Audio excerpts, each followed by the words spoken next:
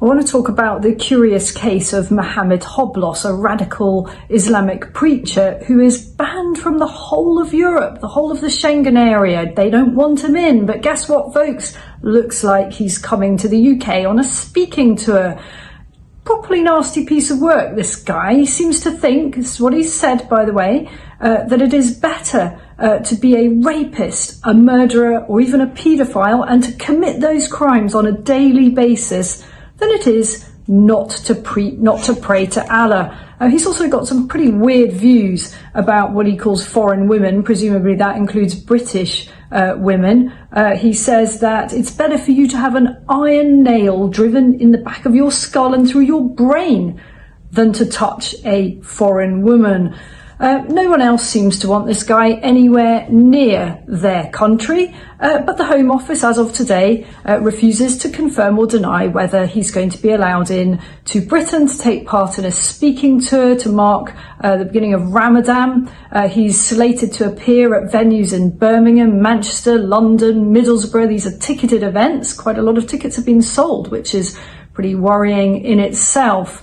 And the Home Office claims that they don't comment on individual cases. For that reason, they won't tell me if they're banning him or not. Now, off the record, they're kind of hinting that they may not let him in, but they won't say so straight up. I've pushed them as to why not. You know, how hard can this be? Do we want this guy in Britain or not? But they continue to rattle off this line about not commenting on individual cases, which does make me wonder, what exactly is it they're afraid of? Why are they speaking in these silly riddles? Could it be that they're afraid of being accused of Islamophobia?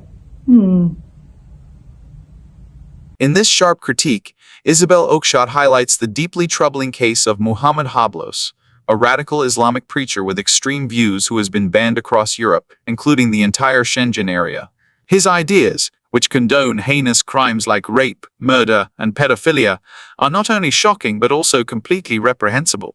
Oakeshott underlines his dangerous rhetoric, such as his belief that it is better to commit such crimes daily than to fail to pray to Allah, making him a highly controversial and harmful figure.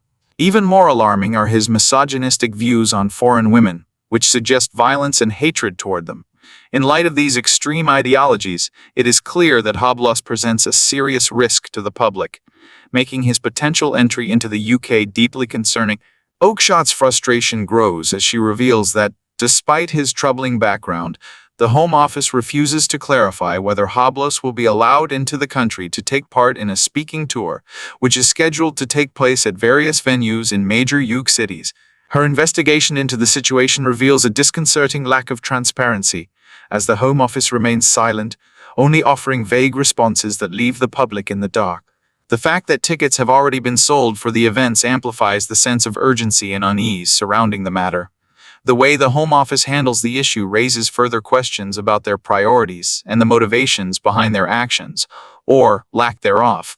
Oakeshott highlights the absurdity of the situation, noting that while officials have hinted off the record that Hoblos may not be allowed entry, they refuse to make a clear decision or statement. This evasiveness not only undermines public trust, but also paints the Home Office as indecisive and unable to take a firm stance on issues that impact national security and societal values.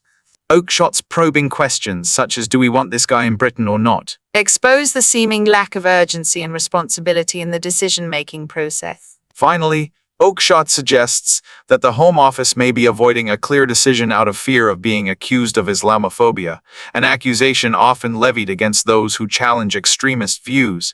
This implication reveals a potential weakness in the UK's handling of national security, where political correctness may be undermining the ability to make decisive necessary actions for the safety and well-being of the public. The entire situation reflects poorly on both Hoblos, whose views are incompatible with the values of a civilized society, and the Home Office, which appears unwilling to act decisively against such a dangerous figure.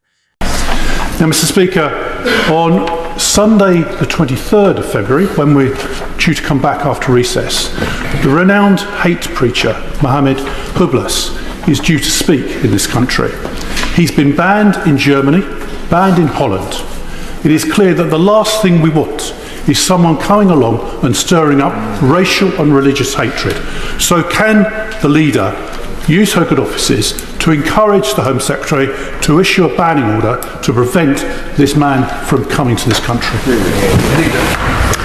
He raises a very serious matter, as he does often in the House, about how we tackle anti-Semitism in this country, how we tackle hate speech, and how we take action to make sure that those who are spreading hate and anti-Semitism are prevented from doing so. And I shall certainly raise the matter with the Home Secretary and make sure he gets a full response. In this exchange, Bob Blackman raises a critical concern regarding the planned visit of Mohammed Pua, a known hate preacher, to the UK.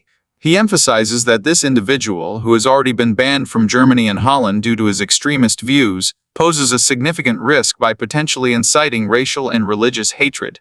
Blackman's request for the Home Secretary to issue a banning order reflects his urgent desire to prevent the preacher from stirring tensions in the UK, highlighting the potential harm such individuals can cause to social cohesion.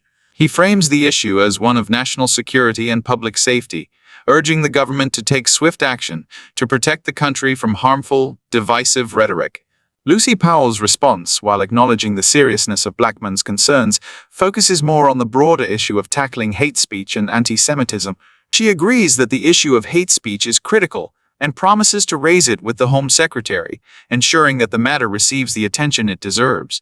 Powell's response, however, seems somewhat less decisive, as she speaks in general terms about addressing hate and anti-Semitism without committing to a specific course of action regarding the preacher's visit. While she assures that the Home Secretary will be made aware of the situation, her response lacks the urgency and firm stance that Blackman advocates for. This exchange underscores the growing tension between maintaining free speech and protecting society from the harms of hate speech. Blackman's direct call for action reflects a view that the government must take a stronger stance against individuals who spread hatred, while Powell's more cautious approach reflects the complexities of balancing freedom of expression with the need for national security. The debate also highlights the ongoing challenges the UK faces in dealing with extremist ideologies and the role of the government in preventing the spread of such dangerous views. Ultimately, the outcome of this discussion may have broader implications for how the UK handles hate speech and the influence of radical individuals within its borders.